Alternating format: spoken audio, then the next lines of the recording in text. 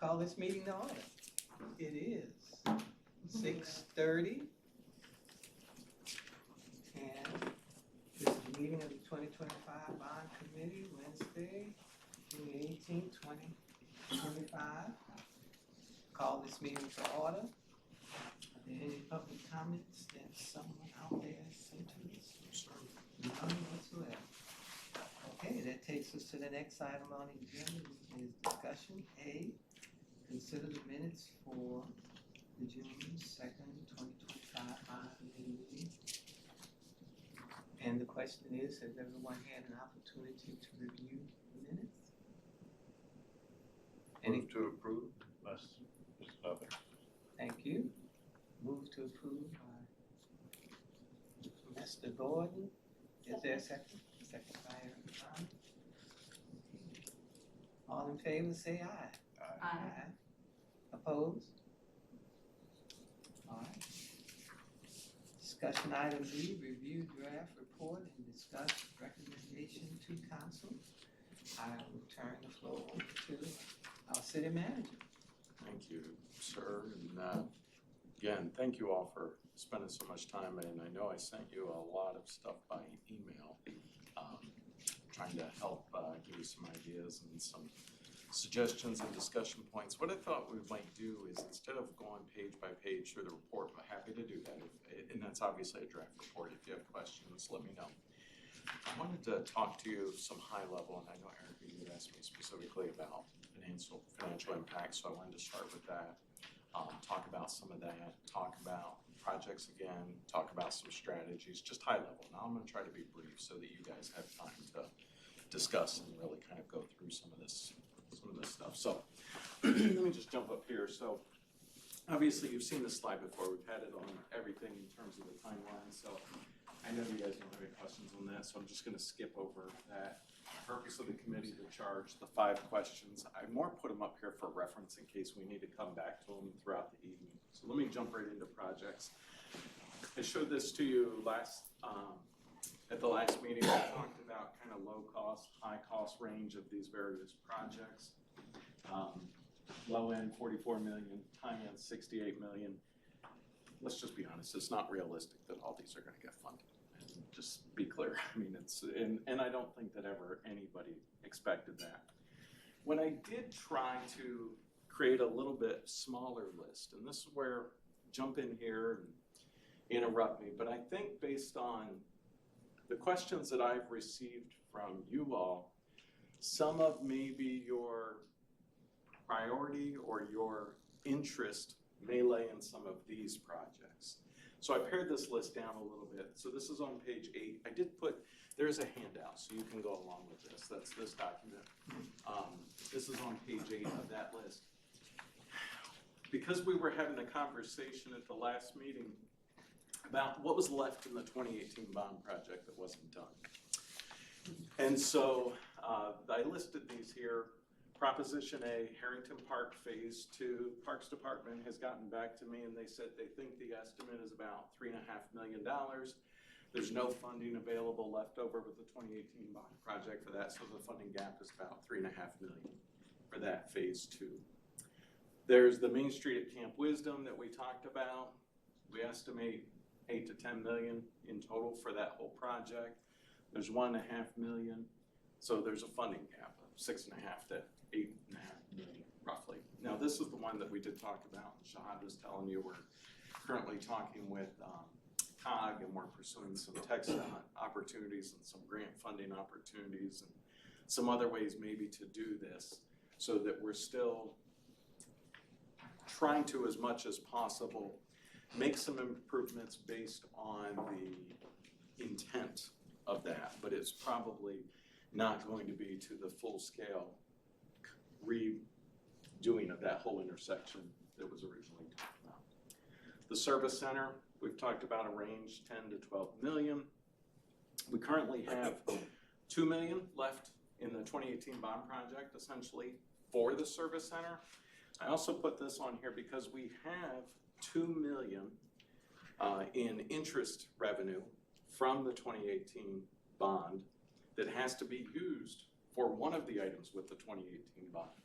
So we actually do have $4 million in total that could go towards that, leaving us a funding gap of 6 to 8 million. We've talked about police and public safety, 8 to 12 million. There's no funding solution currently identified. We've talked about improvements to Fire Station 2. We've talked about a Fire Station 3. We've talked about rec center improvements and then some general related stuff.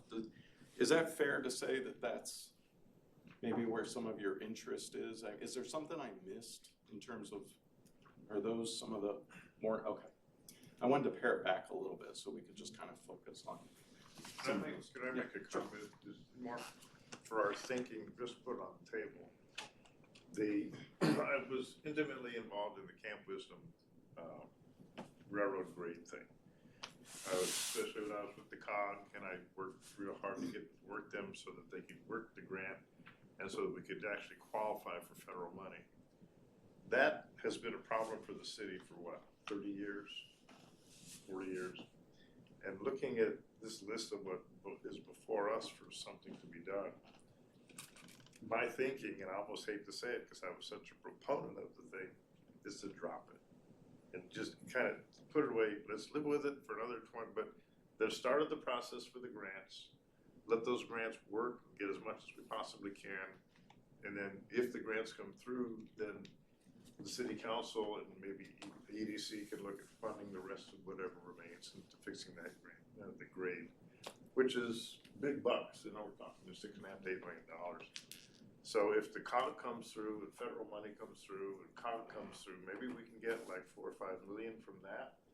And then in a couple, 3 years from now, maybe the city can look at funding that gap.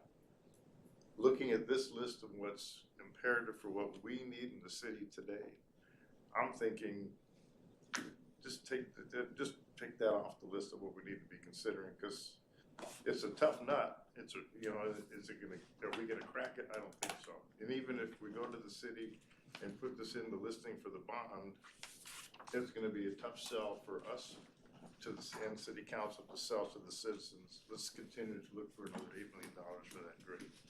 So my thinking, Mr. Chair and Vice Chair, is that kind of put that one aside, knowing the imperative and what we can and can't do with the money, and say what's a better priority to think about and not focus on that one. Just want to put that on the table for thinking.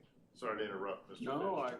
I appreciate that. I see some head nodding, but I mean, is everybody, should I draw a line through that one? Is everybody kind of, I'm not asking you, just kind of general straw polls type thing? You can draw a line through that for me.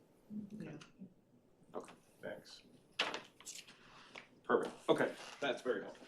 Okay, so now look, our gap, we're down to 24 million to 39 million or something. All right. I want to talk to you just a little bit. This specifically is the slide. And I showed this, but I'm going to give you another look at this in some detail. This is what Erica was asking me about kind of towards the end of the last meeting. This is the same exact slide that was actually in the same PowerPoint as your very first meeting. Basically, what I'm showing you here is what the city's debt tax rate is. And I'm explaining that in a little bit more detail. But when we look at the overall tax rate for the city, it's comprised of actually two things. It's the debt tax rate, or the INS tax rate, and it's also the operations tax rate. Combined, they make the tax rate that we a lot of times just refer to as the tax rate, but that's what that is. So you can see, you know, back in 2015, it was 7 cents. It's come down over time. Goes back up if we take out another bond, and then comes back down. Generally speaking, I know we had a little bit of a conversation. If we were to do about a $25 million bond, about 4.5% interest, you're talking about a $1.9 million debt service payment per year, which equates to about 3 or 4 cents. I'm gonna skip over this because I want to show you this a different way that may be a little bit easier. This slide, I shared this last time.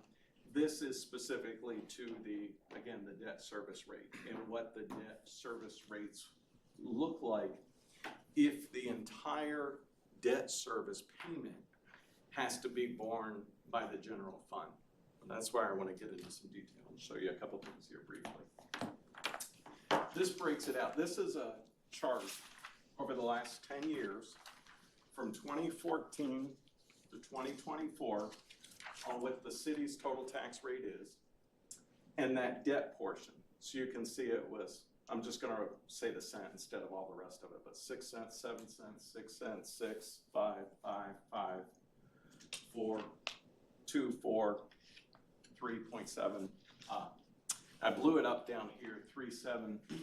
What we are expecting as of right now, we're continuing to work on the general fund budget, but we expect for 2026, our debt service, current debt service tax rate, this is without additional bonding or anything, would be 3 cents for the INS rate.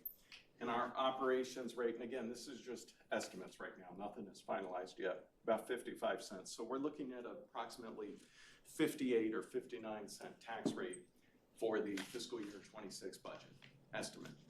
Thankfully, the CFO is not here because he'd be saying you're cutting it too close, but anyway. So I wanted to tell you realistically what that means. What's it actually mean in dollars for a $250,000 home, a $400,000 home, a $550,000 home? What's it mean? So currently, the current fiscal year that we're in is the tax rate is 61 cents. So a $250,000 house pays $15.25, a $400,000 house, so the taxable value pays $24.40, and a $550,000 pays $33.55. That is just the Duncanville. That does not include school. That doesn't include county. That's just Duncanville. I just want to be very clear about that. So what I did here was I factored in that $250,000, $400,000, and $550,000 home. The market's starting to cool off a little bit.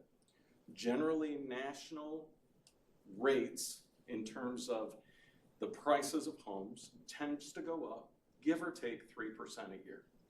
So factoring that in now and what it would look like over the next couple of years through the year 2030, what the difference would be for those homes, the value, the taxable value of it, and the tax rate. In a moment, I'm going to show you the strategies on how we get to these tax rates. But again, I just showed you for fiscal year 26, 58, 59 cents. The actual taxable would actually go down a few dollars. 27 would go down a few more. I do think there would be a little bit of a tightening in 2028 if we do take a bond online, but I really truly believe we're talking about pennies, not extensive amounts. We already said it's probably 2 to 3 cents is what the debt service rate would be. There would be a little bit of a tightening. Now, one of the other factors, when you're working on tax rates, and of course, you jump in here if I'm explaining this incorrectly, but when you're working on this stuff, there's a bunch of levers. Think of it like almost like an amusement ride. You're moving levers back and forth and everything, and you're trying to minimize the fiscal impact to the homeowner, to the property owner as much as possible. So you're looking at things like fund balance. You're looking at things like what monies can go into other funds. You're looking at how much money do we have coming in from grants? What are all the other sources? So there's a lot of factors that go into this, and that's why it gets hard to estimate in the out years. And on top of that, you have the tax cap, the state regulatory stuff, or the maximum that we can impose without going to the voters. What I'm trying to show you here is about what I believe it would be without having to go to voters, meaning keeping it any increases or in keeping the tax rate, even though it would show a decrease, keeping that tax rate below that amount that would have to go to voters. Now, this is not the no new revenue rate. I want to be clear about that because there would still be an uptick in revenue in each of these scenarios for the city overall, because the total taxable value would go up about 3%. But here's what it would actually mean to those homes overall. Does everybody follow me on that? But going back, just to be clear, Mm-hmm. and making sure that the debt rate for each fiscal year does include both the INS and the O&M. It does. It does. So I'm thinking about my house. Yep, that's why I did it like this, because I want you guys to think about your house. I know what I just paid for my property taxes, Mhm. and it's like double for that I don't have a 550 house, but my property taxes for this fiscal year were about double of that 3342. Correct, with the school and with the county. Yeah, that's why, so that's what I'm thinking, we gotta plant in our brains that, how are we gonna sell this to citizens? I keep thinking about what you asked Eric, all the time, I keep thinking about what did Eric ask, this is gonna be it's almost like what the school had to do when they went for their bond, was it last year, year before? That the marketing that they had to do to explain to people what we're doing and why we're doing it, how it's not this and it is that. Mhm. I think we're facing that as well. Well, absolutely, absolutely, and I included it in that attachment that I sent you, but that marketing piece that was done in 2018, that was a 4-page flyer. Yeah. I don't know if I brought it with me. It's actually in my Yeah, it's in office. there, I think. Yeah, but it was actually a 4-page flyer, right, front and back of 2 different pages that actually spelled it all out, the different propositions, the fiscal impact. We're absolutely gonna have to do something like that. So This looking was at, going back to what, what's her face, Hilltop provided. I see this and I get it. Mhm. Is this matrix that Hilltop provided on page 14 of the package just a little more simple explanation, both for us and council and citizens, to look at that matrix instead of, Sure. or how are we playing with this? So here's the thing, Hilltop, right, so what they provided you was what a lot of financial planners do, and I've worked with a ton of them. Because that's what this is their job, right? So they're gonna provide you the most fiscally conservative model that there is in the worst possible case scenario. What I mean by that, in terms of the biggest impact to the taxpayer, right? But they're also saying that it all hits the general fund. And I'm not convinced that it all has to hit the general fund. That's what I want to talk to you about tonight. So they're showing a worst case scenario is what I would say. I think I have a better solution for you. Does your solution still follow the wraparound structure It does. versus the level structure? It does, yes. What's the value what's the value of the other debt coming into the 25 million for the wraparound? There's pros and cons to it. I think, and that's something where there'll have to be some additional conversation, right? But my biggest question about that, when we got that proposal earlier this year, right, rates were doing a little bit better than they're doing right now. Yeah. So I'm not so sure that it's still advantageous to do that if we were to go to bond right now. But keep in mind, we're not gonna go to bond right now. Even if we say this yes, and this goes forward and it goes to council, and we go to voters in November, you're probably talking about end of 26, beginning of 27 before you ever go to a bond. So rates could look different at that point, right? That's where you see a tightening here in 28, because that's where the first debt service payment would actually hit the books, would be in the fiscal year 28. So that's where you see a little bit of a decline, and then you see a little bit of a bump back up. That's why. Okay.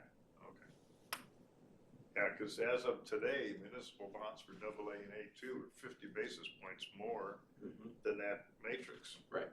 I was just Yep. funny curious to know what they're selling for today. Yep. So Yep. even that's outdated. Correct.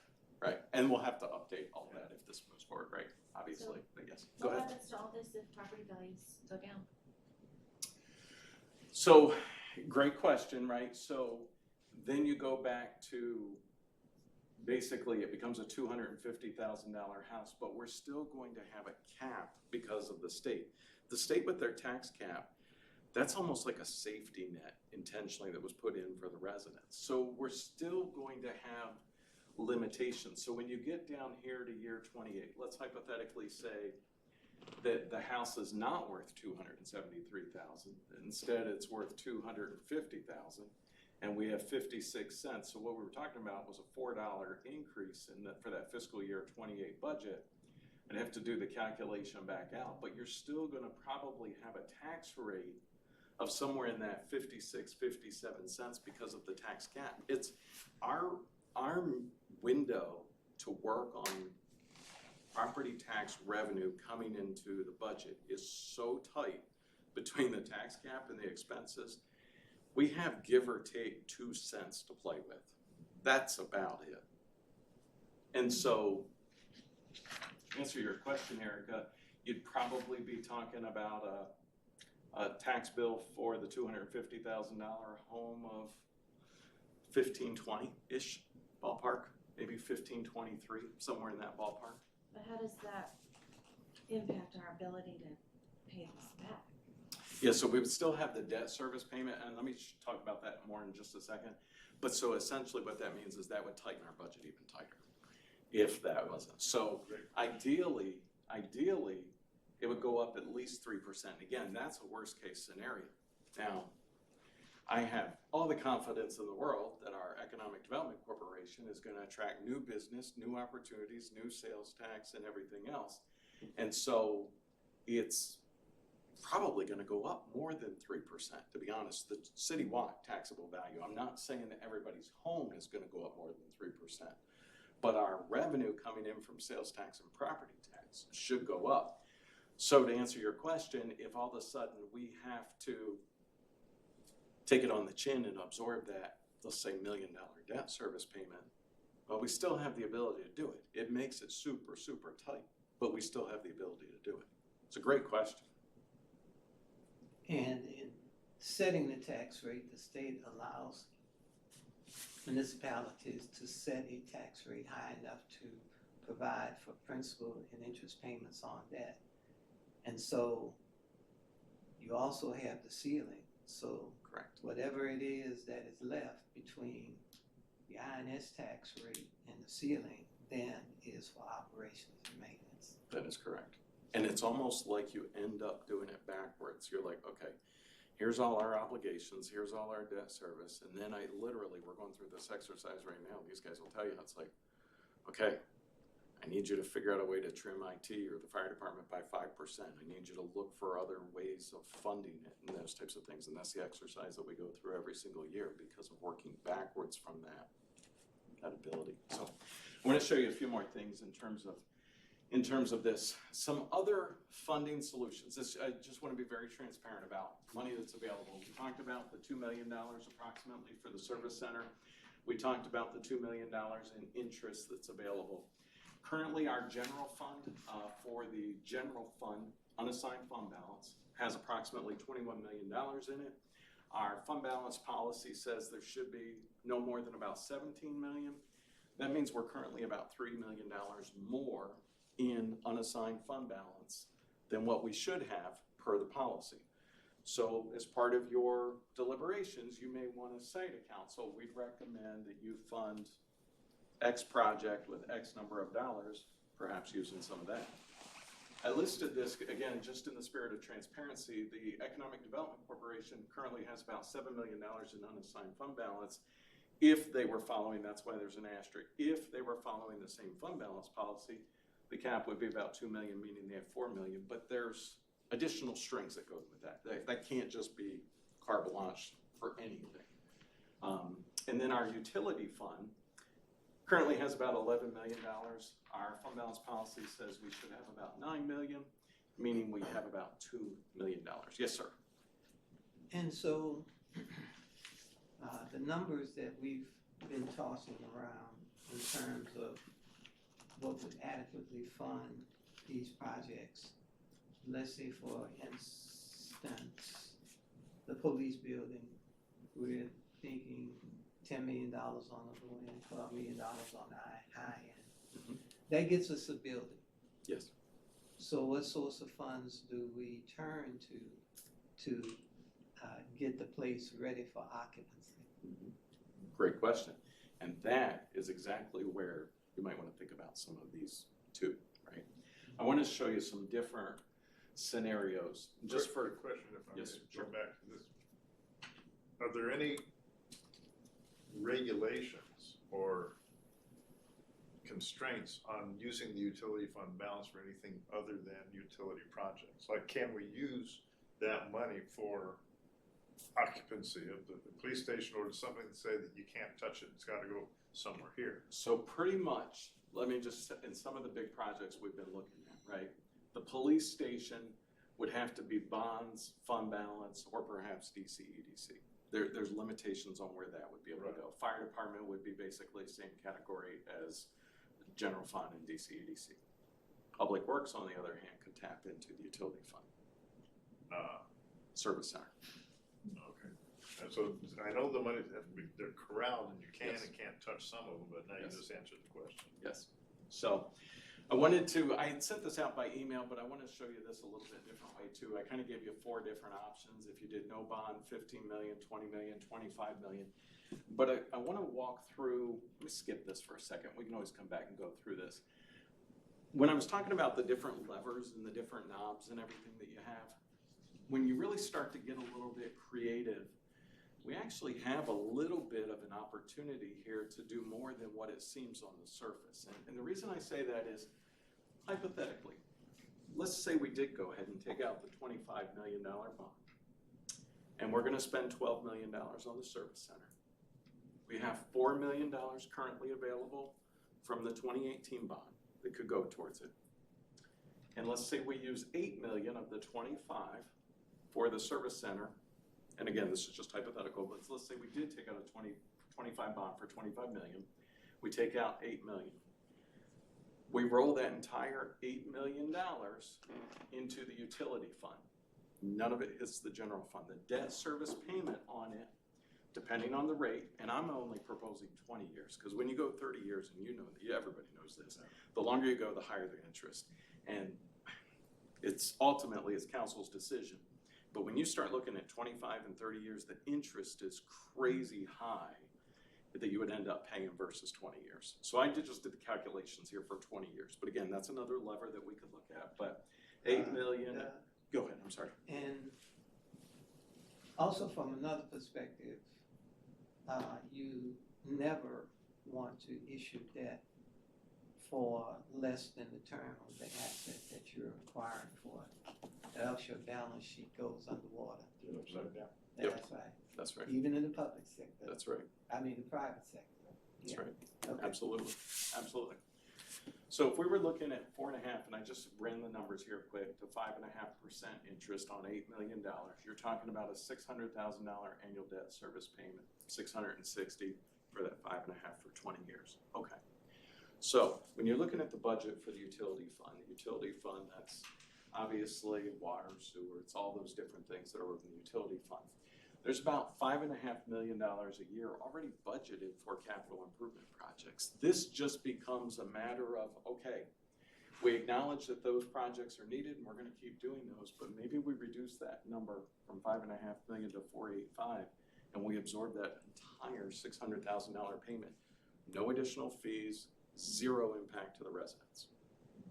It just becomes a budgetary strategy. And it would take care of, at that point, in this scenario, now you have $12 million to go ahead and build the entire new service center with zero impact to the property owner, the taxpayers. And it would still, for what you're saying, No, go ahead. what you're saying then is that the $25 million bond, essentially this $8 million can come out of that. Yes. So that, Yes. so the $25 million still stays and we don't have to, it was almost like 33. Exactly. Right. It, So- it creates a hypothetical $33 million CIP fund. Correct. So now that $25 million we just hypothetically spent 8 here, I still have 17 million, right, of the 25. So I did the same thing if you were to move forward with the police, right? So police, remember, we have more limited options in terms of police or fire for that matter. So we just said we have 17, let's say we're talking about 12 million here. Again, 12 million, same 20 years, you're talking about a debt service payment, give or take $900,000 a year. The INS rate impact would be about 2 cents. But remember back on this other chart, I already showed you what our caps are. That's where this comes into play. You're gonna see a tax rate decrease overall of about a penny, but it's absorbed here. That's why you get this little bump in the fiscal year 28 payment. Everybody follow along with me? What is the tax rate that would have to go to the voters for? It's generally, so we were actually looking at it for instance, for the fiscal, and it's such a complex formula. You almost have to do it on a case-by-case basis each year and everything, and that's why these are absolutely estimates. But what we're thinking that we would have to go to voters for the fiscal year 26 budget, if it was 60 or 61 cents. And again, we don't have the final valuations yet on terms of the taxable value, and that's why I'm also saying 58, 59 cents, that's give or take. For each penny, it's about $400,000 in tax revenue for the city. Those are general, but. My mind is just going, Yep. can't get rid of you, but Yeah. it's, I did my job. I don't think in any case, we or council wanted to go to the voters and say, we gotta increase your tax rate. Correct. So that's a given, right on the table. We'll do everything we can not to go to the voters for a tax rate Right. increase. Correct. So knowing that, everything that we do has to come underneath that particular Which is constraint. that chart. And that's that chart right Correct. there. So whatever we do in terms of what he's telling us, it's like we're never gonna mess with that particular number. It's always gonna be down, it's gonna be better. Correct. Because then it's not gonna go. I mean, that's just not gonna go anywhere. Correct. It'd be very difficult to explain why the last time we could get the $20 million without a tax increase. Yep. And this time, we have to have a tax increase in order to do the same thing. Correct. That's difficult to explain to the average person. It's impossible. Make sure you keep that word rate in there. Yes. Tax rate increase, because it Yes. is a tax increase. Yes, correct. You're 100% right. You Well, can't be selling it as no tax increase. going back to Hey, your taxes are This. gonna go up, your, but your tax rate is not gonna go up. so remember we were talking about, and I had this conversation with council, if we looked at the 61 cents as the baseline, right? That essentially I thought we could be give or take no tax increase. And that's what I'm showing you here. So if the tax was $15.25, again, this is city, this isn't state or the school district or the county and blah, blah, blah, blah, blah. If it was $15.25, you see here it's $15.29. Okay, so it's a $4 per year tax increase. You're absolutely right. But it's the rate comes down significantly. And that is the tightest point that I can see really over the next 10, 15 years. That's when that first debt service payment comes online. And then it'll continue to get, the debt service payment will stay the same, but the rate will continue to drop at a more significant rate. Everybody with me? Okay. So then going back over here to the police, same thing, $900,000. And remember I said for each penny we get about $400,000. So it's like 2 cents, 2, 3, something or other is what it equates to that $900,000. But essentially it's 2 cents on the INS payment would take care of that entire $12 million, that $900 a year payment, $900,000 a year payment. So we said 17, if we backed out 12, we have 5 left, right? This is where you guys get to make some difficult decisions. We talked about Harrington Park Phase 2. I know you had some discussions about that. You were asking me some questions about that. That's about $3.5 million. We talked about Fire Station 3. Satellite station, I want to be very clear about that. That's not a full-blown station. Give or take, probably $3.5 million, that type of thing. Regardless to say, if you were to just forget the project for a second, if you were to have $3.5 million, the tax rate would be, or the debt service payment, I should say, would be about $265,000, $275,000 a year. $3.5 million, there's the same terms. $3.5 million, you have $1.5 million left. I know some of you had really talked about making some improvements to Fire Station 2. Again, just to kind of show you the debt service payment would be less than a penny. So all in all, you would actually be bringing in, and I actually think I calculated that for you here. Yeah. So just kind of looking at these numbers again, 25 million, 8, 12, 3.5, 1.5, $25 million, 17 for the general fund, 8 million for the utility fund. All in all, you're talking about absorbing $1.2 million annually in debt service into the general fund. That's gonna, if it was that in and of itself, you would be looking at 3-cent increase on the INS, on the debt service payment. But because of the tax cap, we still can't go above that cap anyway. That goes back to that other chart that we were talking about. That's where you're gonna land somewhere in that give or take 56 cents. Everybody with me? So then going back to your point, that $25 million bond could potentially be a $33 million bond. In terms of usable liquidity, Yes. it still looks like 25, but we have 33. And you still have, going back to that other chart I was showing, where we talked about desks, improvements inside the police station, or some of the other stuff, there's still some money available here. You know, maybe it's $1 million in improvements in those facilities if you were to do that type of thing. You still have a little bit of opportunity here to make it operational. Everybody with me? Does that make sense? Can you go to the service center, for example, and maybe I'm looking at this incorrectly. I know that we're talking about over the course of 20 years, but we know a lot of things happen in 20 years, how things go up. So I know we keep saying 25 million kind of as our case, but should we be looking at under that? Because you can't really guarantee, obviously, that you're going to be able to use that CIP, you know, bring it down a little bit so that way we can pay for some of the other stuff. I mean, just hypothetically, should we? So there's another lever that I haven't really Okay. talked about with you guys. That's it's very, very valid, right? And I'm glad you asked the question because we need to talk about it. And this is really getting into a little bit in the weeds, but I have no problem in talking about it. And this is really more in operations. But sometime around that 28 time period, we should be having our new automated metering infrastructure come online. What that means is not necessarily an increase in, again, expense to the residents, but what it means is a significant savings on expense to the city. We are losing a ridiculous amount of water currently all over the city. And that project will help actually reduce expenses. So I have no concern at all about the utility fund absorbing a $600,000 payment. That won't even be a problem. Very confident of that. Kim's question is like, that's our job. Yep. Our job is to go through all the recommendations that they've come to us with and say, of all these projects, here's the price ticket for them. Which ones are we going to go forward to the council and say, these are the ones that we think ought to be funded?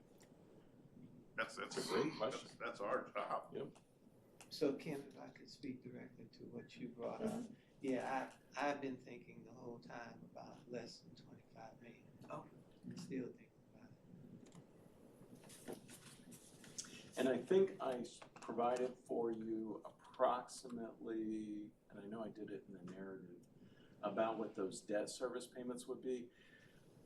The thing is about these numbers is this is based on 100% of it hitting the general fund. We don't have to do that. We've done a lot of research over the last few weeks about the utility fund and our options, and this really gives us some more flexibility in terms of the utility fund helping to pay the expense relative to the service center. Back a couple of ones from those four pockets Yep. that you could have pulled from. Can IT come from any of those? Would that be utility? Can it come from general or?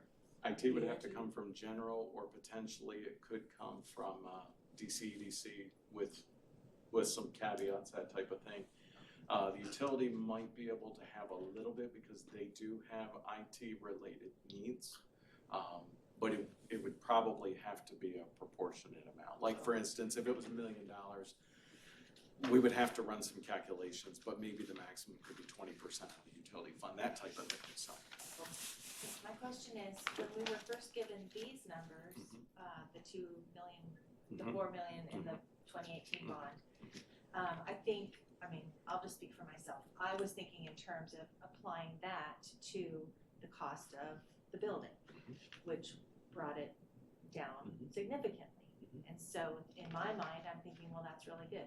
Well, now you're talking as though, well, there's gonna be additional costs associated with these buildings that isn't even being taken into account. And so we wanna apply it to those things. Well, why aren't we talking about the full cost? Well, so we are, okay, so that 4 million that you're just referencing, right? So I'm again providing you worst case scenario. We said 10 to 12 million, but just for the sake of numbers, right? I'm saying 12 million, right? So it could be less than that. And that's why I'm saying 4 million, that 4 million, and then the 8 million.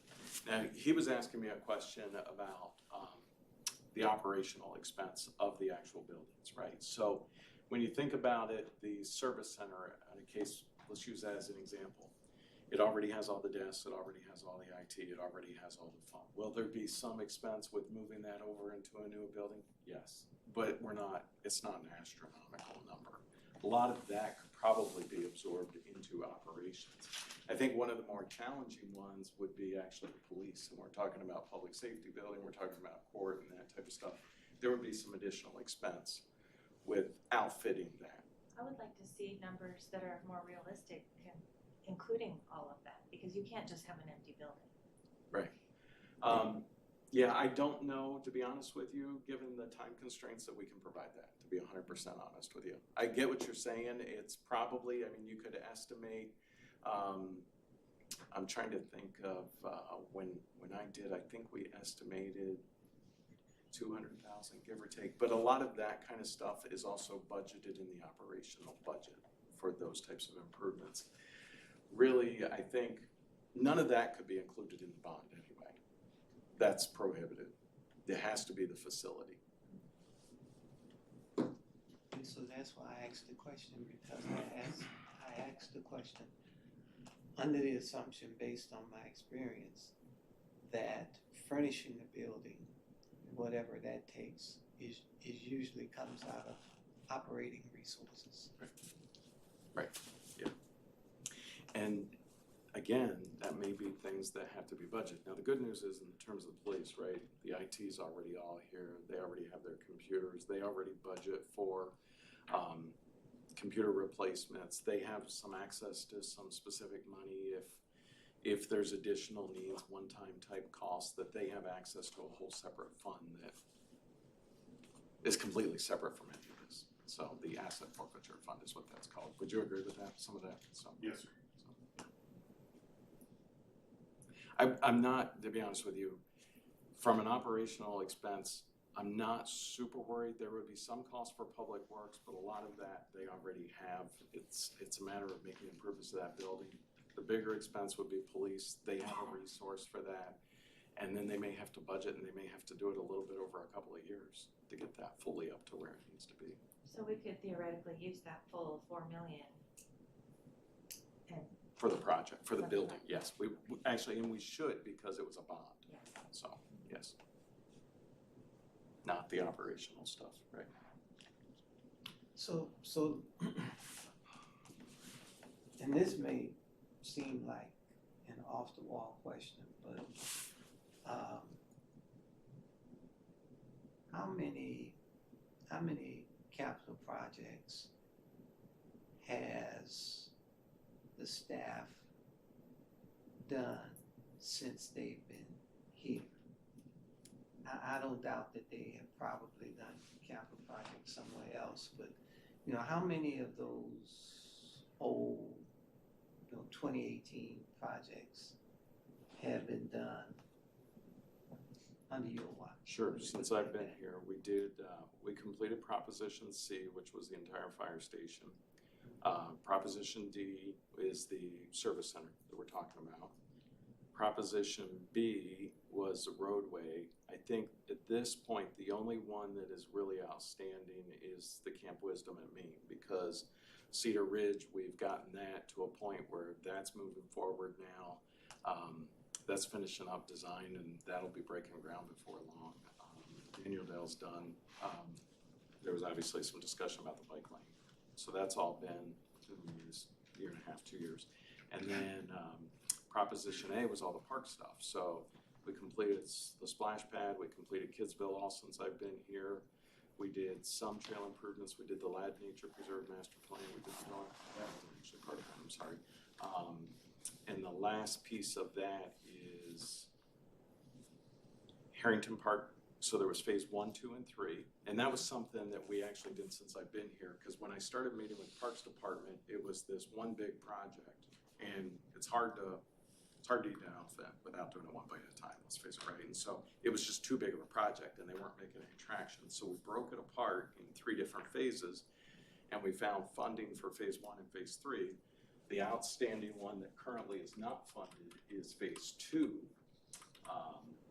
That's back on that other chart here, that $3.5 million, that's phase 2. So that was not funded, but we did do phase 1. Phase 3 is under construction right now. And then the last one is some of the trail improvements under Proposition A. And we have currently been given a green light on about $24 million in grants that go towards that. So we've funded that. So I lost track. But quite a few of the 2018 Brown projects we've done in the last year and a half. When did you say the bike lanes, when did that come about? Yes, that's, I'm gonna defer to you. You were the mayor. I was opposed to the bike lanes because when I looked at the cost of putting bike lanes in such a short stretch and looking at the consultant's advice, which I disagreed with, they said that if you put in bike lanes, like looking at Daniel-Dale, 6 lanes, if you put in bike lanes and constrict Daniel-Dale down to 4 lanes, traffic would slow down. Baloney. It doesn't. The human body doesn't do that. The behavior behind the wheel doesn't do that. So my condition, the complaint was, put in bike lanes, people are still gonna get killed. And people are not gonna slow down, they're still gonna do 65 miles an hour down Daniel-Dale. Regardless, put in bike lanes so they mow down the bike lanes. So that's why I voted against the bike lanes, and I still say that looking at Daniel-Dale was the problem because it was 6 lanes and they did a traffic study. And they said Daniel-Dale is not used to its optimum capacity built for 6 lanes. I say that's true, but why not look at that as an amenity for the city? Because people look at that at Daniel-Dale. Yes, it is a conduit between the woods and Cedar Hill and Dallas and coming off of 67, no question. I don't know the percentage of people driving down Daniel-Dale that actually live in the city, but they use it as a conduit. And I said, that's good for the city. It's an amenity. People say, oh yeah, Daniel-Dale's a great street at 6 lanes, and I get to do 65 miles an hour down Daniel-Dale. But the bottom line was that I just didn't, looking at Daniel-Dale as a dedicated thoroughfare with 2 lanes taken away for automobile traffic and make it 4 lanes, I just couldn't see it. Did I do okay? Yeah, no, I think that's summary of the way I understand that. But I was voted down. And then, in addition though, we do have, it was either the last meeting in May or the first meeting in June, so that would have either been June 3rd or May 20 something or other. Our Assistant Director of Public Works did a presentation to council on a grant opportunity that we're currently, we have really, really good chance of. They've said to us that it looks like we qualify for. And it would be putting sidewalks and trails all the way down Daniel-Dale, all the way back up, Cedar Ridge, and then back across Wheatland back to, is that Burt Elementary School? That's up across from Rotary Park. Yeah, So, that sidewalk / trail could potentially also be designed so that it could potentially also include a bike path. And so that's still That's the complete, separate. That's the complete the street. complete street, correct. But as I understand, it's way off topic now, but as I read and understand complete streets, you can't cherry pick. If you do complete street, it's 100% full compliance with It's every supposed to, piece yes. of it. You can't say, I don't wanna do this, I wanna do this. Right. Complete street is 100% compliance. If can't play there's with it. federal funding, Yeah. correct, that's what it is. Thank you. for us, going back to this, the 20 versus 25. I think it's, this is where we gotta decide which are the ones that we wanna do, aside, because they've told us what they think they need for the city. Our job is to decide which ones we do, setting aside the dollars and see what the dollars come out. And then we can begin to look at what do the dollars do to what we think are the needs for the city. That's kind of the way my mind is wondering right now. It's like need number one is the first job. Then look at how much they cost and say, if it exceeds what we think we want to do for 20, what do we take out, or we do still want to go for 25? That's the way my mind is kind of processing right now. And the other piece of it is interestingly, my other life at this moment, I'm looking at commercial rate loans, and everything that we're doing at Delta. I'm looking at not these rates. I'm looking at excuse me, from 6.5% up to 8.5%, and I'm having to calculate the deltas between all these rates for the 20-year. We're looking at 20-year amortization, just like we are here. And what is that difference between at 6.5% for the dollar amount that we want to do for principal versus 7%, 8%, 5%, and they're kind of small. It's like, how much more can we get for just a little bit more money? And those deltas begin to look like maybe we can afford them. But it goes right back to your question again. Even if that delta is this small between a $20 million bond at 5% and a $25 million bond at 5%, what is that delta? And to us, maybe it's not that much money, but to the citizens, it's a lot of money. But what about at some point in this discussion, we just go around the table and say, and poll each member and say, this is the amount I'm comfortable with, and these are the things that I think we ought to do with the request, and see what the consensus is. Okay. Yeah. Mr. Lloyd, you've been waiting for this meeting for a long time. Before you go, can you go back to the page that has the money that we have locked away, different fund balances and, This one? yeah, thank you.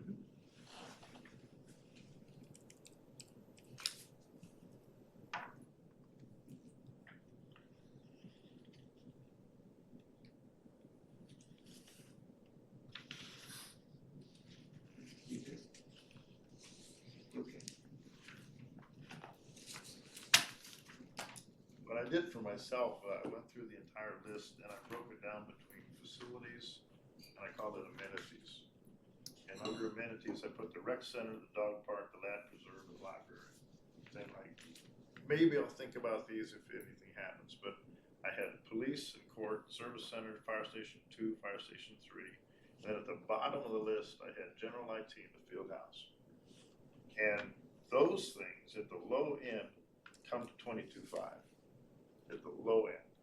Now thinking about looking at the worst case at the high end, and I'll just have to ask Mr. Finch a question. During all of those options, A, B, C, and D, fire station number 3 wasn't there. So I'm thinking, what's the inference are they trying to tell us? Or do we connect the dots? Because I think fire station number 3 is a necessity from what I'm hearing, but it wasn't in any of those A, B, C, D options that you gave me. You don't have to answer, but Do you want me to answer? I'll tell you what I was thinking when I put together. I'll just share with you. As we continue to work on the general fund and the operation budget, keep in mind all of police, all of fire, basically expenses have to go against the general fund. We have limited other avenues for that. The concern is I don't know within the next 3 to 5 years how we add an additional 21 firefighters. I can see adding a couple a year, to be 100% honest. I think we could get creative on maybe, and the chief and I have talked about it, working with maybe Dallas College, maybe there's some paramedic EMT type stuff we can do. And even the council, to be honest, and that's why I didn't include it in that. The council listed it as a medium-term priority, not a short-term priority. So we could have an unoccupied fire station. From what I'm hearing, we could build it, but we got no way to staff it. Kinda. Yeah, that's not a good look. No. Yeah, I was just curious why fire station number 3 was not any of those options. So going back, personally, I would like to go for the 25. Because everything that we see, the city needs, and how we can accommodate police, all these numbers change as of tonight in terms of the cost because of the new iterations. But I would do everything I think the city needs to do as much as possible for police and fire and for what our in-service center. And so I would go for the 25. 23 to 25. Ms. Kim? Okay, so I'm pretty close actually to what you had down, which was, the shock. We were saying the same stuff, but really I was looking at a lot. I was going between low and high end, and police and courts on the low end, service center on the low end because we had the extra 4 to use with that one. I didn't have Fire Station 3 in there at all. I had Fire Station 2 improvements on the higher end amount, and then IT, because I just think that has got to be in there. We can't keep skipping on the IT portion of it, and that put me at about 20 million. And then if we were gonna go to the 25, I did add in the field house on the low end and the rec center on the low end, is what I was thinking. If we went up, but.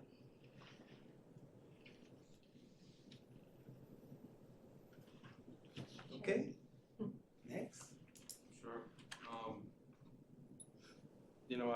I don't know that I necessarily agree that we've got worst case in these charts. I think when I look at worst case, I'm looking at what we see on page 8 of our report, which is 21.6 budgeted, 52 million realized.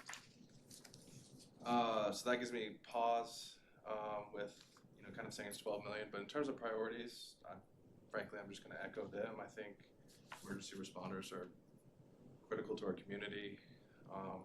Probably the public safety and the service center.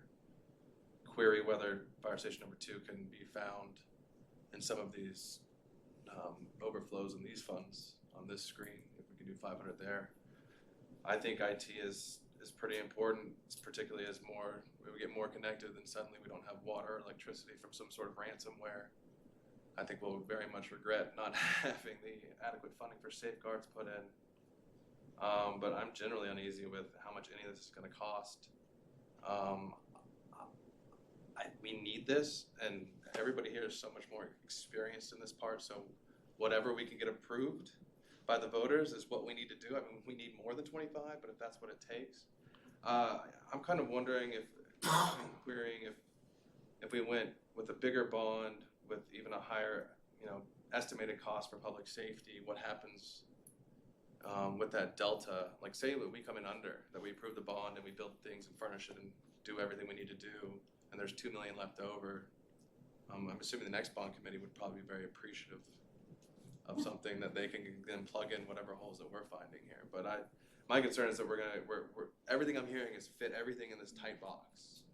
And what I'm seeing in practical experience, and I understand, Mr. Finch, this is well before your administration, not taxing you with this, but my concern is that we're trying to thread this needle, and if we don't hit it, then we're cutting short potentially critical first responder stuff.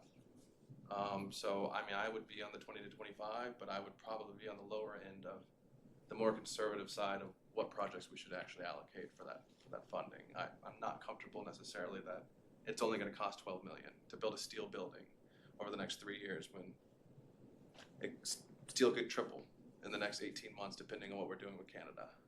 So, kind of my thoughts.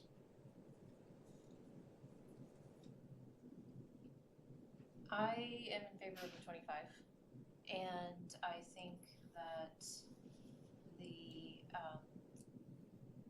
service center, the police facility, and fire station number 2 improvements on the public safety side of things are my highest priorities. And then IT as well, throwing in there. I did kind of see that, on my other category, you kind of had two categories that you were working with. Mine is more like community development. That's kind of how I see all of the ones down here that have kind of just slipped off the page. At one point, I know that you had talked about a way to fit in the dog park. I didn't see that in here. It kind of got replaced by Harrington improvements, I think. But either way, I do think that either the dog park or some, maybe the Harrington improvements should be on there as far as the community development side of things. And they do impact each other. The public safety and community development impact each other, both directions. So I do think it's important to, if possible, those are, except for the lab property, those are a little bit lower on the cost, so I would love to see that put in there somewhere. I think my vote would be the dog park for that. I do also have a question as far as that goes. What is the realistic possibility of all of these ones down here, rec center, dog park, lab property, field house, all of those? What is the realistic possibility that these could be done through alternative funding outside of the bond? The best chance is of those specifically is the field house. Because we have special state legislation that allows us to use hotel occupancy tax funds for improvements at the field house. So field house improvements actually can be done. We just have invested about $1.5 million in HVAC and roof upgrades. We're actually talking about getting some quotes right now for parking lot and those types of things. And the plan is once we have those estimates, taking all that to council again using hot funds. So there is a funding mechanism specifically for the field house outside of bonding allocation.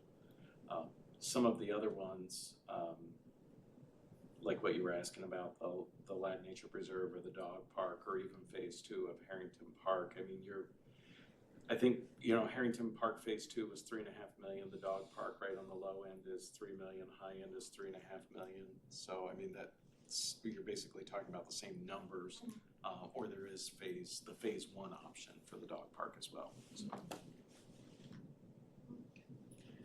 So on my list, I have, of course, public safety as top priority. We actually had to call 911 today. The response time was great. But I was listening when, in the earlier meetings, we were talking about the response rate to District 4 is compromised a bit because of the distance. So that explains my reasons for the top priority for the police station, fire station. Third is IT. Let's see, Harrington Park, because of the safety implications there. Some of the descriptions that were told in some of the previous meetings. I'm not really, and of course the fire station, I've said that. I'm not really so much on the dog park. There's some flexibility there, but it's not a top priority. And the field house, knowing that when we had the presentation from the young lady a couple weeks ago, that there is some additional funding that could be used in place of the bond money to supplement the field house needs. So that's where I am. Okay, I'm gonna be the odd man out.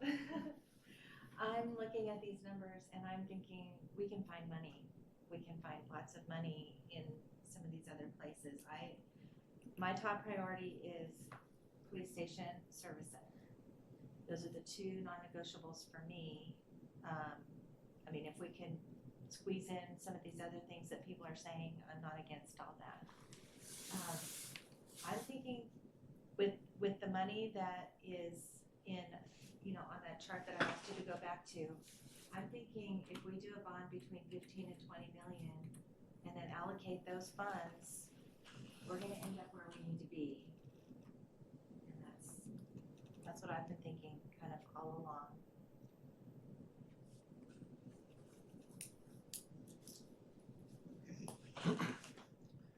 So,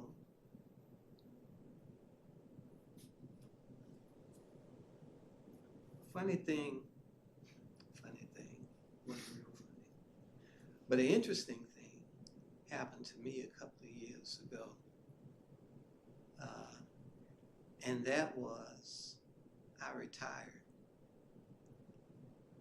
And so, over the past couple of years, I've been getting used to being retired.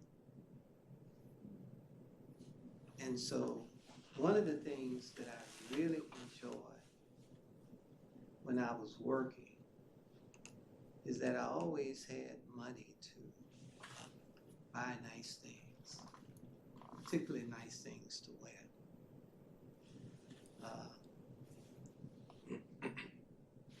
However, since I have been retired, I haven't bought a suit.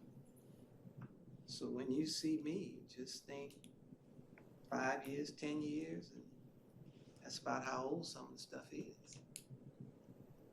Looks good on me, and I like it an awful lot. I'm sure you agree. But the thing about retirement is that if you're gonna be in it to win it, you have to discipline yourself and make do with what you have. And so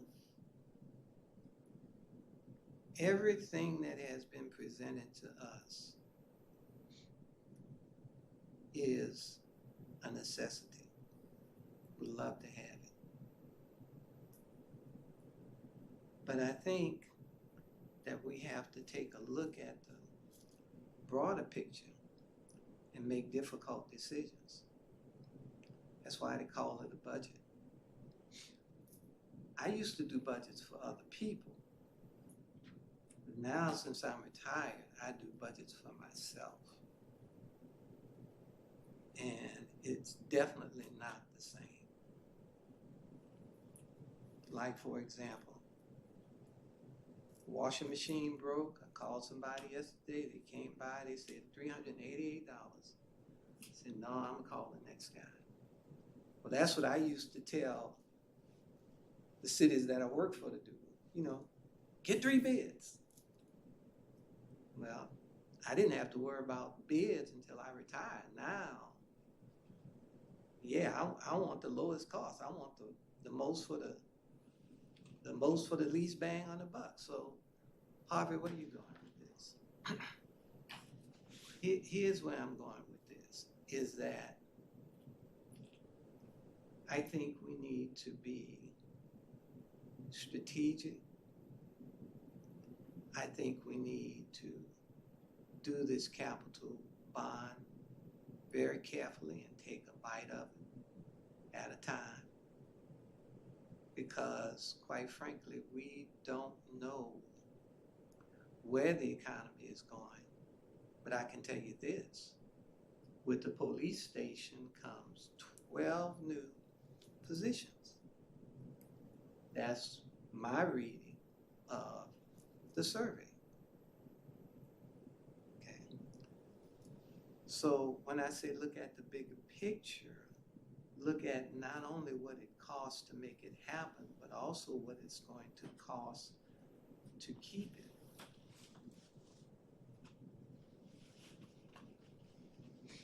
And so with the police station comes 12 new positions according to the salary survey, so we have to account for that.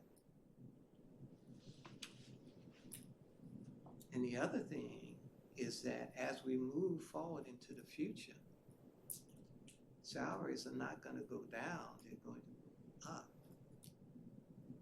And so the increase for police and fire that went through a couple of months ago, that's not the last one. There are going to be others. So now, when we look at the general fund has 2 main sources of revenue. One is property tax and the other one is sales tax. And I can tell you personally that I know that the The Economic Development Corporation staff is doing their dead level best to get more business to Duncanville. However, as I speak, we no longer have MaxSave, we no longer have Descuentos, we no longer have Furniture Warehouse, we no longer have Black Friday. So now, I don't have the papers in front of me to tell you precisely what the impact is going to be, but I'm going to say that the budget's going to move forward and that money is going to have to come from somewhere. And so we have to allow for the fact that the unknown is out there. And I think we should think of our neighbors and to be as frugal as we can in how we proceed with the bond program. I personally would like to do the police station and the Public Works building. 12 million for the police building, and 12 million minus 4 for the Public Works, which would make it $20 million.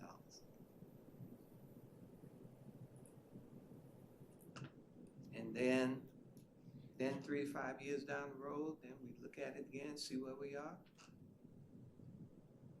Probably be prosperous. Every retail establishment full, we can look at it again.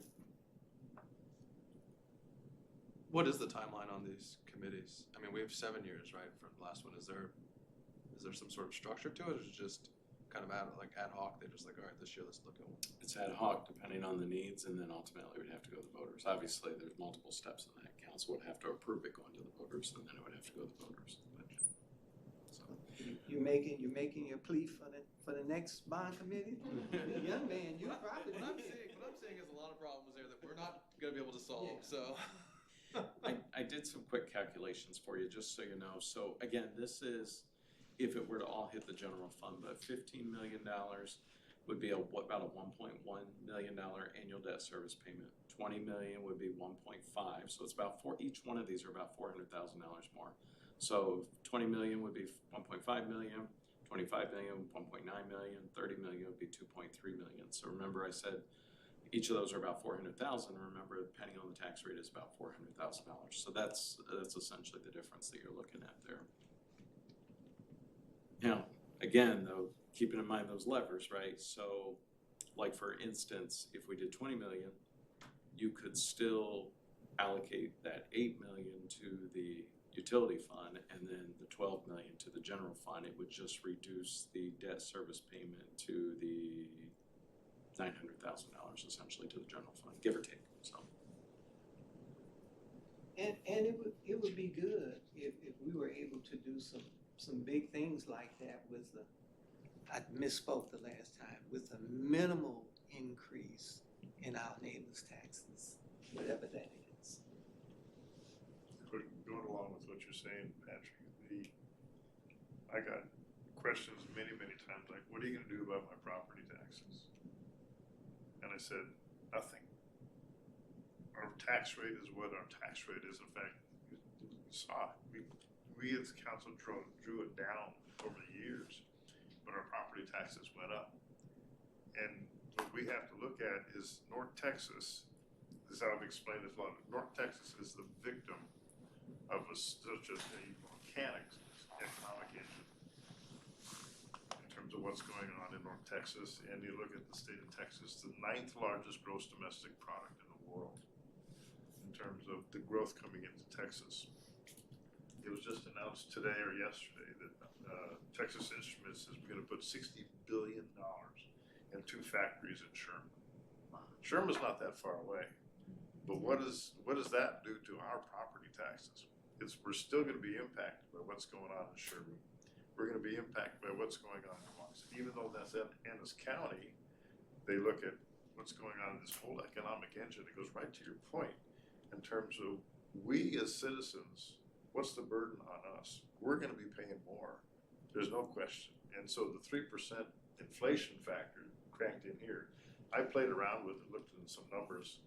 I think it's gonna be more like the 4.5 to 5 to 6% over the next 6 to 7 years in terms of what's gonna be happening, what's gonna be, so no matter what we do and what council does to keep that tax rate below the no, every one of us are gonna be hitting our back pocket by paying more and more and more in property taxes. Like somebody told me, all you do is you rent your house from the state of Texas. You don't own it, you're renting your house from the state of Texas. And I think it goes to your point and Eric's point as well, is that our individual tolerance for paying out of our pocket is a tough nut to crack in terms of what we want to present to the voters to say, this is what our city needs, and this is gonna cost you more, no matter what we do. So is it 12? Is it 15? Is it 20? Is it 23? Is it 25? And I think thank you for putting this on us.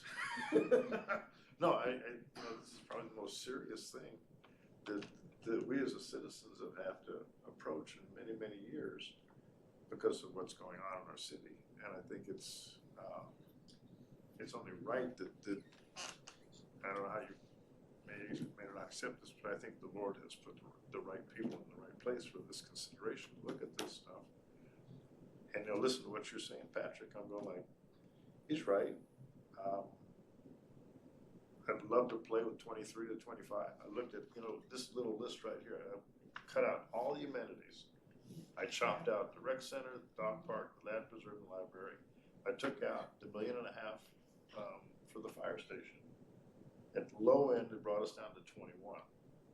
But that's still another $8 million or so over that 15 or so that our citizens can tolerate. And I think what we have to consider, the toughest thing is the psychological impact of tolerance in terms of what's it gonna do to their back pocket and what are we gonna do? So maybe, truthfully, it boils down to maybe 3. I look at the police, I'm looking at service center, and I really would like to play with IT.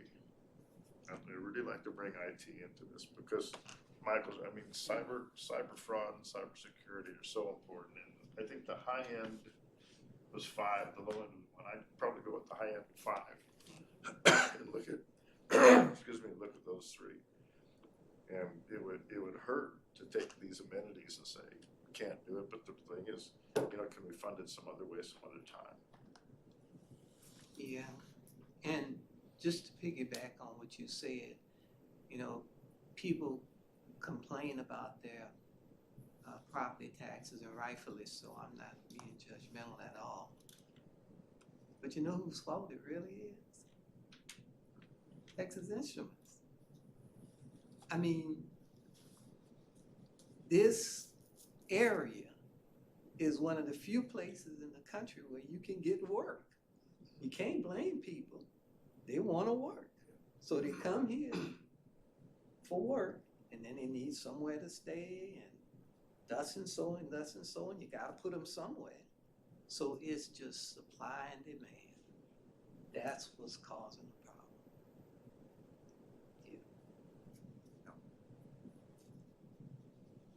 Look at the I went to read Dallas Morning News. There are 200 corporations based in the Dallas-Fort Worth Metroplex that are on the New York Stock Exchange. 200 corporate headquarters in DFW. That's enormous. And they're still coming. They're still coming. And put $60 billion into your head, and that's what TI is going to spend in Sherman. But they're not coming down here. Right. They're going to Prosper, they're going to Aubrey, they're going to Princeton. I It's the know, but fastest growing town. you see, the economic engine, when DCAD looks at all this stuff, we're the victims. I mean, yeah, I think we're gonna catch the 67 expansion with the zoo pushing south. When Dallas ever gets its act together and revitalizes downtown, then people are gonna be drawn back. Cause for me, I work downtown. Yeah. And so it's a 10-minute drive. I don't wanna live in Frisco. Cause if I gotta go to court, it's gonna take me an hour to get there. So I mean, it's been a good investment for me to move down here. Yeah. I don't like my taxes, what I'm paying for this lovely paper that tells me what my home's worth, that I'm certainly not getting, in my pocket every month. But no, I don't know, I'm concerned that our home values will go down, because I mean, the appreciation of our homes, I don't know, in my neighborhood at least, the appreciation of our homes in the last 8 years is insane. There's no way the homes it's sustainable that my homes can cost. And I'm fighting the DCAD right now, because the valuation of my home is ridiculous. I couldn't sell it for what they're saying. As I'm saying, it's the net effect of this this whole economic environment. It's not the city either, right? It's Dallas County that's killing us. Can I just follow, a couple of you mentioned IT, I just wanna, if I can just talk about that for a quick second, so when we talk about bonding, a lot of times bonding, municipal bonding specifically is for facilities as opposed to improvements, amenities, services, those types of things. So just kind of talking that out loud with you for a quick second. So we just did, I think it was about $500,000 in improvements to the network last year. And I know that there's some additional needs. Instead of calling out a specific IT project associated with the bond, I'm just concerned because I want to make sure we get the best possible bonding rate for a facility, for a long-term, for building, right? Concrete, whatever, 20 years type thing. Could we roll X number of dollars of IT improvements if we're saying the service center and the police building into those buildings, funding it that way, and then using some of the money, maybe out of the general fund, whatever, for whatever else, that we still accomplish what you're saying, but specifically we're saying it's this building, it's a tangible building that the bondholders can say, I own a piece of that as collateral. You understand what you're with me on that? So, yeah. Question. Go ahead. What's your sense as a city manager approaching the city council of us giving a range? And don't we have to lock down these projects to, we keep talking high and low. Sure. In terms of what the projected is today versus 3-4 years from now. What number do we as a committee come up with for these entities to present to council? I think you could absolutely present a range if that's what you prefer to do. I think my guess is that council really wanted an independent look, right? That they really appreciated you guys taking the time to visit the buildings, to understand what has happened with the 2018 bond project, to factor all that in and make a recommendation that we see real needs here, whatever here is. And maybe we would love to see all of these things, but this is the immediate priority, and then maybe this is a second phase priority or third phase. I think you could absolutely do that. Is it more practical to present worst case? If it comes out less, well, if it comes out less, great. If it doesn't, here's a worst case. The high number. People spend what they have, it will never come out less. I really don't think it would. That's what I'm saying. So, as I'm saying, we give it the highest possible number in terms of what council understands what we're proposing to do, and let them take it to the voters that way. And at the end of the day, it's really a budget number. Yeah. And so we'd love to be able to tell the council, this is the number right here, and we guarantee you that this number will take care of it. It doesn't work like that. So it's better, as an old finance director, it's better to estimate high. That's what I'm saying. We have to give them worst case. Yes. And let them see worst case. If it comes out less than that, great. But worst case, this is what we're looking at as a city. And that's the tolerance factor that we have to present in the marketing to the citizens. Well, the other thing just about that, and that goes along with what Michael was saying too, right? So, but at the end of the day, and it's exactly what Erica was saying too, if we say, okay, we have $12 million, for instance, to build a police building, while we originally were talking about a 20,000 square foot building, when it gets to that point, we may only be able to afford to build a 15,000 square building, right? But that's the adjustment that will happen on that end. Because the rates are changing every day, aren't they? There you go. So does that make our job just a bit easier to say this is what we think the essentials are? And we use the cost factors that you've given us and let the council go from there? Is that what they expect from us, is a list of the projects that should be on a bond? And let them, and then how the financing and so forth goes, even though we've examined it, is our job primarily to select the projects that are so essential and use the high numbers and say this is our job. I think that the questions have flexibility on purpose, because it's so hard to pin down, right? But should the city council call for a bond election, that could basically be yes or no. Should a portion be dedicated to infrastructure, facilities, health, safety? If so, how much? I mean, you guys have talked about all that kind of stuff. We think you could absolutely do a range. That's not a problem. You could say, we believe these are the critical needs, and here's what we've, based on the ongoing months of discussions, we estimate that the cost is going to be approximately this. We would, if money's available, encourage you to do these additional things type thing. The bonding capacity, we've talked about that. We actually have the write-up from Hilltop Securities in terms of that. We know that we have plenty of bonding capacity in terms of that if we wanted to.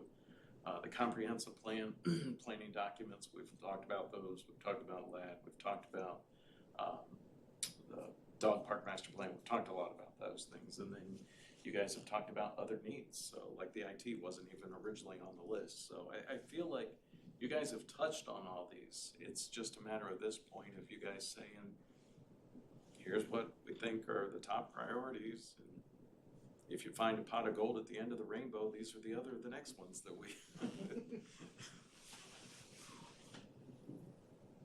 So it's got police and courts in the public safety bucket.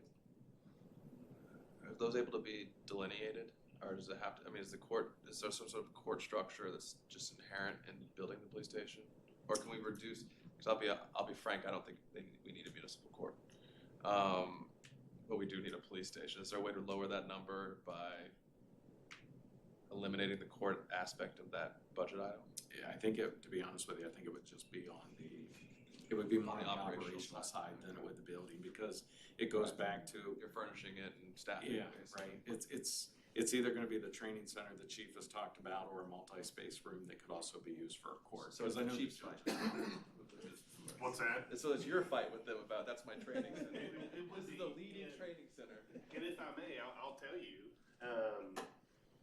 like the city manager said, if it comes time to build this and things has gone up and we have to reduce things, the things that I'm reducing is our lobby, is the community room. Because I'm looking out for my personnel to ensure that they have a good working environment, not being in closets anymore.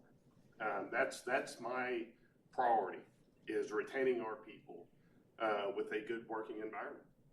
So those are my non-negotiables, as you guys said, is ensuring that our people have the appropriate workspace to do their jobs.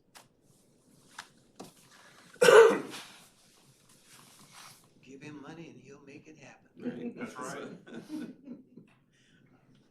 And that's the thing, we're not asking you guys to figure out exactly what the exact size of the building would be. In this case, we're talking about police, right? It's, okay, this is what we think is a reasonable amount to ask the voters to consider through a bond. We've talked about the tax implications or not, and then we'll make it work. Whatever that number is, that's what. So, go ahead. What was that term you used when we cut a contract with a contractor to build something? And this is how much money we've got, don't go over it. Design build. Design build. Mhm. So we could actually do that Yes, for police and Yes. say, we've got $12 million. yes. And you would design and build something for $12 billion. And then the architect is gonna come out and say, well, we're gonna cut this down to this many square feet, but this is your cap. and we can't go over, like, no change orders. Right. That's one of it, right? That is correct. No change orders, this is how much you got, billed to that dollar amount. That kind of fixes some of what we're talking about. It does. Think of it, it's a little bit different than a real estate transaction, right? When you go buy a house or whatever, you're not having to talk about it publicly. You don't know how much money you have to spend, anything else. That's all out the window in municipal government. Everybody under the sun is gonna know this is a $12 million bond, the voters approved it, didn't approve it, whatever type thing, you know? And so, same for all the builders. They're gonna research all that. So they're gonna know we're gonna have $12 million. And then it's a matter of, well, this builder says, well, I can give you a 15,000 square foot building for this, and I can do the amenities, and I can do all the other things for this number. Well, I can do an 18,000 square foot building. Well, I can do a 22, and that's where the best value comes in. So it is your intention for new construction to use a design build. Absolutely. Okay, so that helps. So at this point, do you have the takeaways you need to get us to the next step? So I believe what I heard tonight, and please correct me if I'm wrong, I heard a lot of support for police and fire, or I'm sorry, police and service center, police and public works, I'm sorry, I didn't mean that. I heard some different discussion between 20 million and 25 million, so I would like some further direction on that. I'm changing, going more toward, this is what I think we should have in terms of the project, whatever that dollar comes out to. I think what it's coming out to is closer to like the 15 to 17, no, 12. What are we looking at, 12, 10, 20, like 20, 22. I think is what it's coming out to, which is off of your 15. Right, and I know that, I mean, that was, I'm very frugal. And so, you know, I'm looking at money sitting in other pockets that aren't up there anymore, and I'm thinking, why aren't we using that? You know, we're still not considering that when we're looking at our final number here. And I don't understand why, to be quite honest. I'm with her on that, because my thing is the fire station number 2 stuff with the diesel, I mean, that's frankly probably my most important thing. But my thinking is hers, is that, or I mean, not her thinking, but the idea is that 500 to $1 million, we should be able to pull out of another bucket and not, so my question to you is that actually feasible that we can, because they don't need to be breathing in diesel fumes. That's not okay by me. So if that can't be done in a general fund or one of these other buckets, then I need to reconsider if it needs to be a higher priority on my list. I'm glad you guys brought this up, because, and even to Linda's point about like phase 1 of the dog park, maybe it doesn't get you all of that stuff, but perhaps it's a recommendation to council to use other sources such as unassigned fund balance to fix the problem that's been identified with the fire station. Maybe consider phase 1 if that's what you want to do with the dog park. Maybe there's some other specific numbers that we can work on the IT related stuff. Utilize hot funds for the improvements needed at the field house. Those could all be separate from the specific dollar amount related to the bond.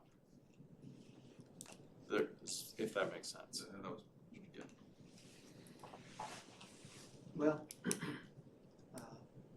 to Erica's point, we did talk about furnishing the police station with fund balance. So, maybe maybe with the fire station improvements, which sounds like a life safety issue, should be given some priority. Maybe we can, I don't know, go half bond, half fund balance, just see if you can work it out. Okay. Chief, could we use, so again, there's 2, when you talk about all these different levers, right? Again, to the conversation we were just having about design build, it's entirely possible that the builder that ends up getting this may include some of the build out, right? We won't know that until we get that. But in the case where it comes up short and we need additional money, are you confident that we could use asset forfeiture for some of that, or no? No, it's impermissible, it's not allowable, Okay. for new construction.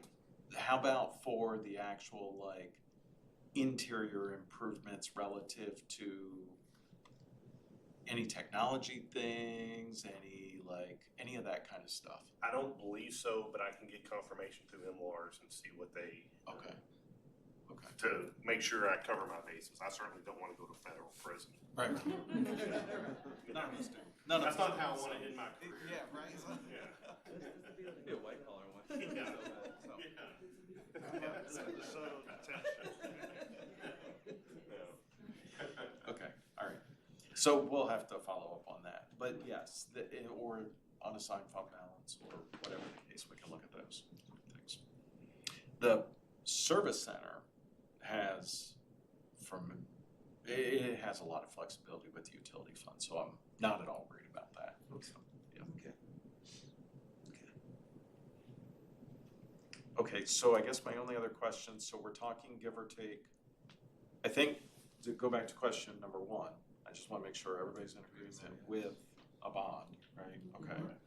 And we're talking somewhere in the general ballpark of 20 million, but we're gonna try to focus it on specifically the police, the service center, and then taking care of some of these other things with the other monies.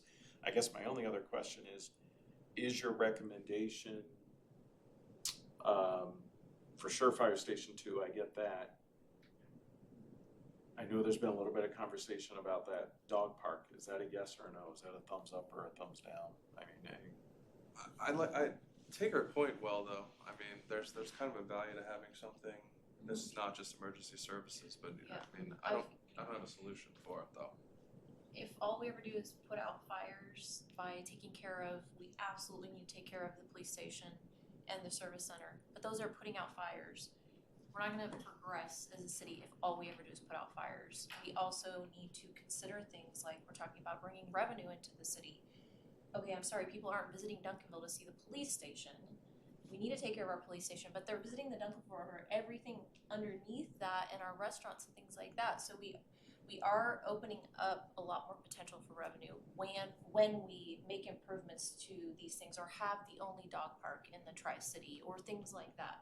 So and they're low, a lot of them are on the lower end, at least for the low estimate, and so it feels like we could at least do some amount allocated to that community development, the amenities, the things that are actually bringing people into the city.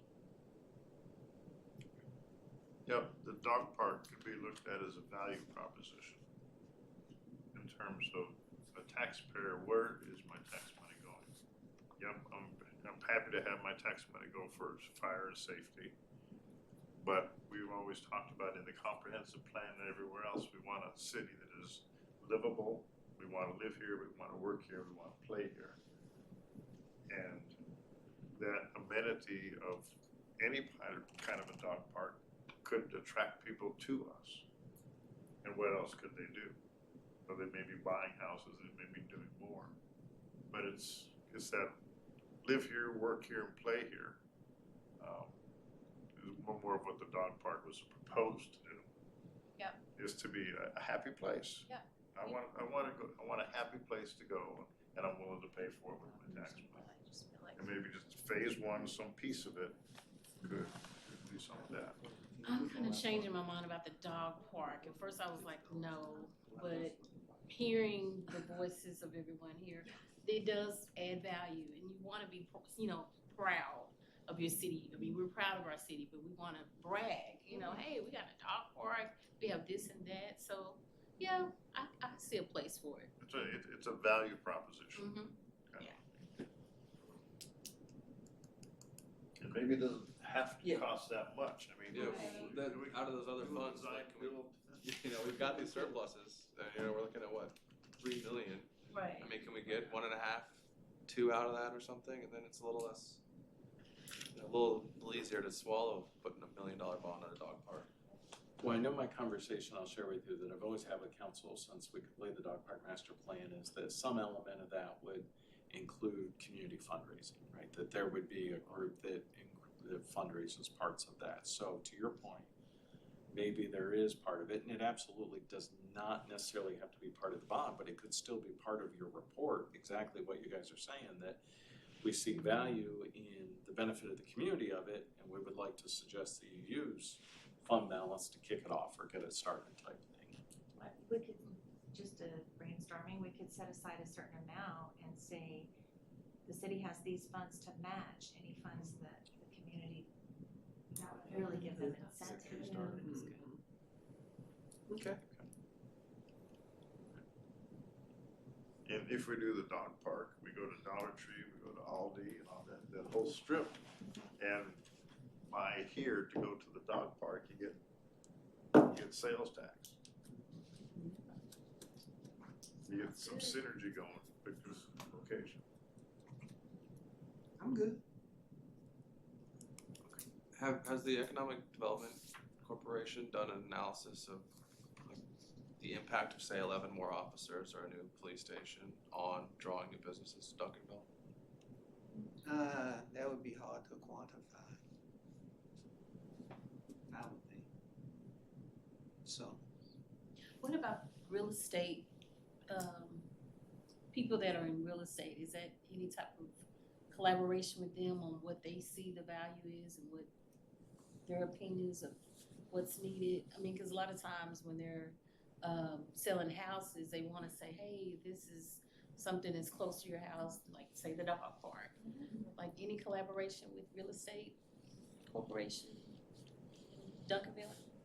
With the, I guess I don't understand what you mean by collaboration. well, just asking the real estate, personnel, companies, where do they see the value in Duncanville? Yeah, how are they selling the houses? What are they saying about Duncanville? Oh, Yeah. I always point to our parks, I point to Yeah. the new nature preserve, What do I they? do Yeah. point to things like Joe Pool Lake and, Mhm. you know, the nature Yeah. preserve over there. Yeah. The state park, I mean, Look at the advertisement that was put together to hire the city manager.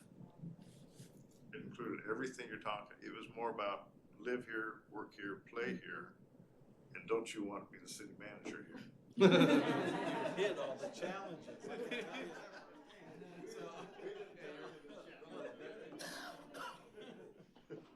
But it's exactly, you know, we're 12 miles from downtown Dallas. What's in Dallas? What's in Joe Pool? easy commute.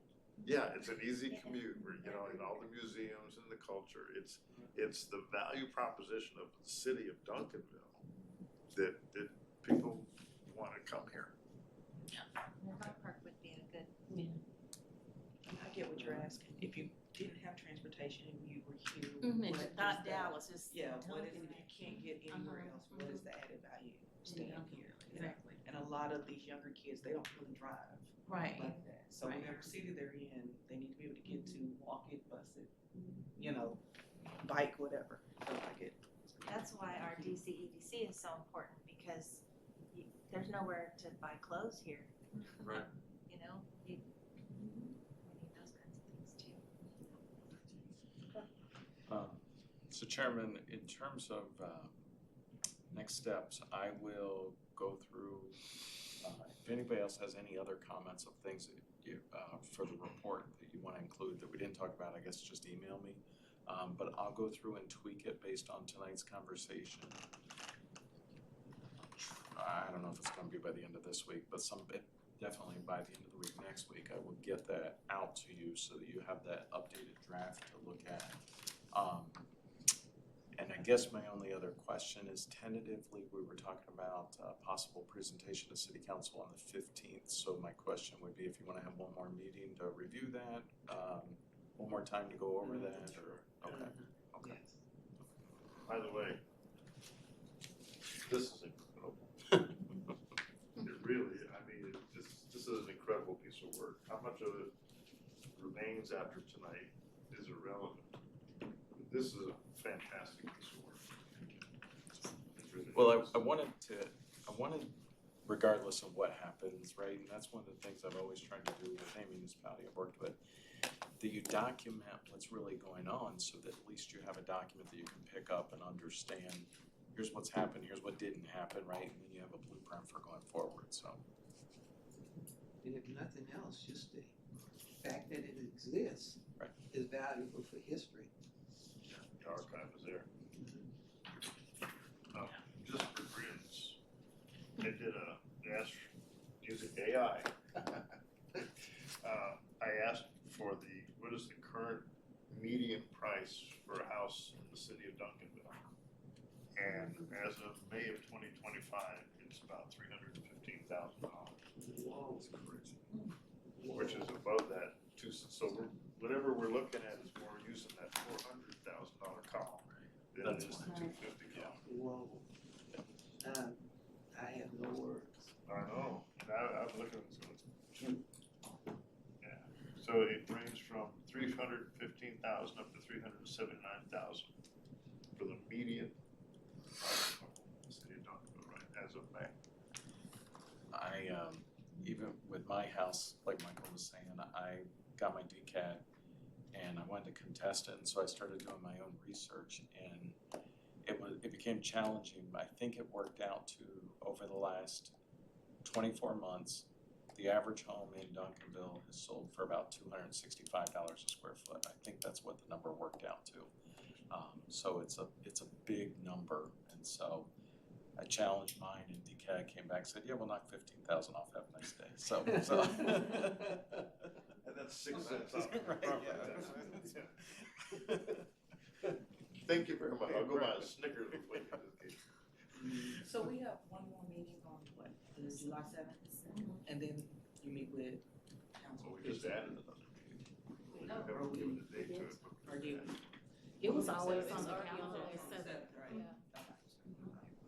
What are the mechanics of this presentation? Somebody, I mean, are we all showing up to a meeting and then watching we are. Chairman Harvey? No, bow? no. There's not- You're an attorney. You're the one, I was enraptured, you're telling me this personal story about retirement, I was like, where's he going with this? I've done that before. Okay, so we have a meeting on the 7th, and then what did we add? We didn't add We didn't add anything. I also Just have their presenting one on on the 15th. 17th. On the Is that- what? I think that On might the be a 15th, we'll already have presentation. presented, so that should be the last. The The 7th should be the last one. The 7th will be your last meeting, because then we'll present it on the 15th, and then that'll wrap it up. So, yeah, everybody is welcome to attend. We're having a discussion on the comprehensive plan on July 22nd. If you don't have anything to do, we would welcome you to the field house, but, so. Okay, I lost the conversation. We have July 7th for sure. What did we just add? Nothing, just the city council They're on the presenting. 15th. We On the took off 17th. Oh, We took one more. Yeah, city council on the 15th. So, Presenting it. So we Yeah, should so- wrap everything up on the 7th. Yes. So if we could go back to that, so, so on the 15th, we won't have enough time to do the presentation here in the briefing room, so it would actually be out in the main area, and we'll put it first. That's also the same night as the public hearing for life schools, so we'll put the bond committee first, so you don't have to sit there. I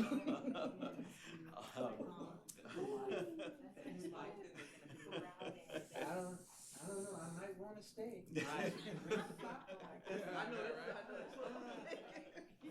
I might be out of town, but I might watch that. That's gonna be good. It's really up to you guys how you wanna present. I'm sure, council would, I'll try to document everything and we'll go back and we'll look at that report, but we'll need to come up with a PowerPoint presentation, some of the key points, highlights, and then I mean, it'd I'd be be great happy, if I'd be somebody. happy to do it again. Just pull the brain trust together and give me some words. Right. And it's okay with you, if they wanna come to the podium at the same time, I'm sure council would appreciate that, so. I don't know, it may be an awful long time for some of us to stand up, so.